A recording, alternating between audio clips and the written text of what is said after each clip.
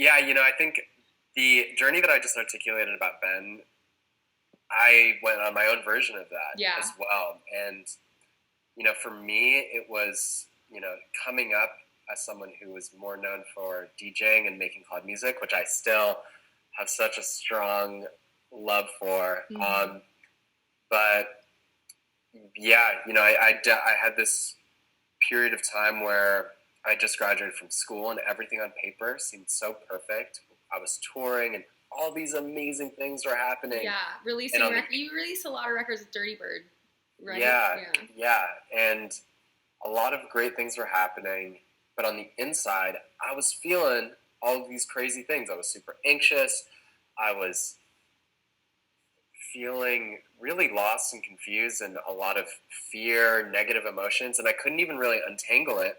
And it culminated with me canceling a tour, firing a manager, and just needing to reset because things were, things got super overwhelming. And this is as I was maybe 4.5 years deep in my career of releasing music and kind of touring, and it all really hit me by surprise. And when I took some time to reset, I ended up realizing that singing and songwriting and live performance were things that I really wanted to explore. Yeah. And I felt so much pressure to deliver some sort of polished, perfect thing, and that wasn't really what I was interested in doing. Because I would see artists who would do these live shows, and they would need a tour bus for the band and a tour bus for all of the sound and lighting and technical people to make it happen. And while those types of shows are super impressive, I was like,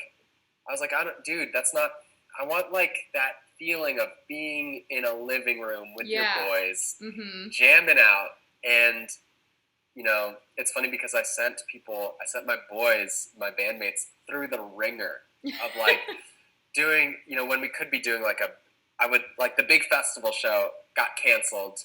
Oh and I was like, dude, let's play in this backyard for 50 people. And there's one speaker, and all the cables are going to be soggy with spilled drinks by the end of the show.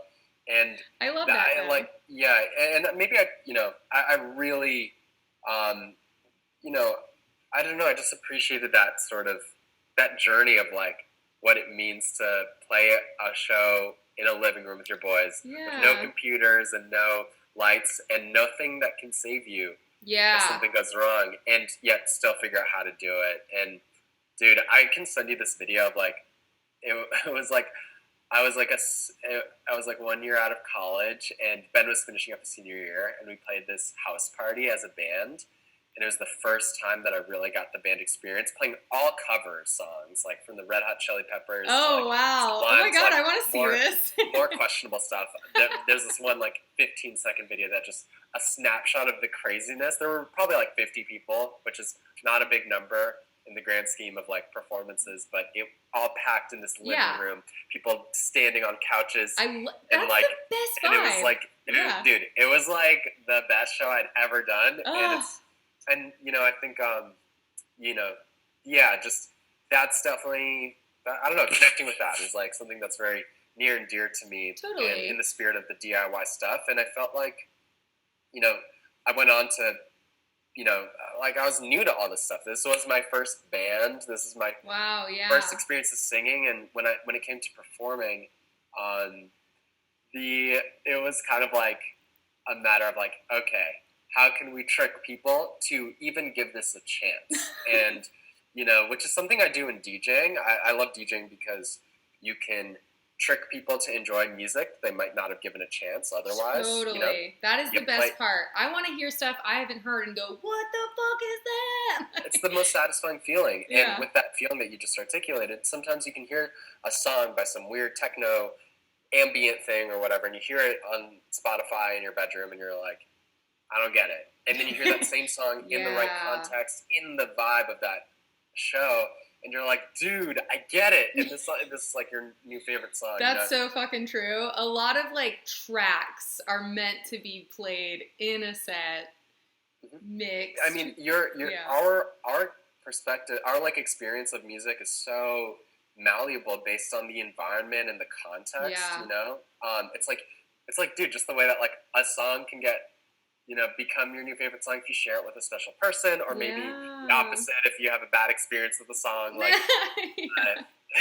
if you had to work out to this one song over and over again, and you're like, I hate this song now. Well, I don't know, Sometimes when but I set a song for my alarm in the morning, it's because I really love that song, but I can't leave it that way for too long because then it just becomes this like trigger every time I hear right. it. These I'm like, it's like our perception is so malleable. Anyways, little tangent, but the way that you know, I my band and my live performance stuff was super scary for me, and when I first started, and so a lot of it, when I first started doing shows, I would um, be DJing and then sneak in a small mini section of like the live performance stuff, maybe oh, just sing cool, songs. yeah. And then that really went a long way for growing my own confidence. But yeah, I think flash forward to now, it's I'm very grateful to be able to do performances where singing and live music is like the essence of it, Yeah, and there's no turntables on stage, and yeah. then on the flip side to be able to still DJ, which is such a different experience, and feels so different on a artistic level, and is fulfilling in different ways. It's like the two are so wonderful. So grateful to have both for sure. Yeah, totally. I appreciate that you do both as well, and I'm such a fan of the band Hmm. music. Yeah, totally.